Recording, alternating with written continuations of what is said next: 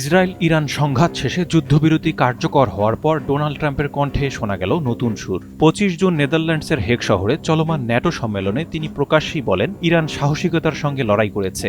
ট্রাম্পকে যখন ইরানের ওপর নিষেধাজ্ঞা তুলে নেওয়ার বিষয়ে প্রশ্ন করা হয়, তখন তিনি বলেন, ইরান মাত্রই একটি যুদ্ধে ছিল এবং তারা সাহসিকতার সঙ্গেই লড়াই করেছে।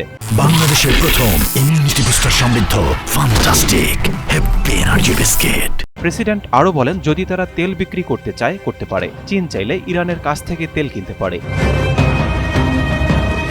এ সময় ট্রাম্প দাবি করেন, ইরানের পরমাণু কর্মসূচিতে ব্যাপক ও সুনির্দিষ্ট হামলা হয়েছে। আমেরিকান শক্তির এই অসাধারণ চর্চা শান্তির পথ খুলে দিয়েছে।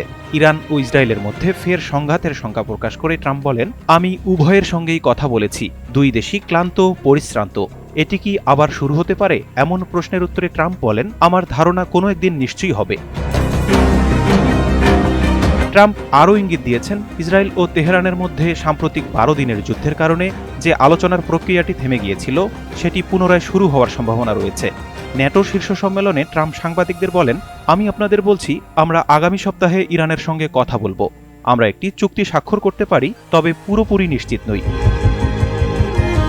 এদিকে ইরানের প্রেসিডেন্ট মাসুদ পেজেশকিয়ান বলেছেন, ইরান তাদের পারমাণবিক কর্মসূচি নিয়ে আলোচনায় ফিরতে ইচ্ছুক, তবে পারমাণবিক শক্তির শান্তিপূর্ণ ব্যবহার অব্যাহত থাকবে। Mahmud Rafi, NTV online.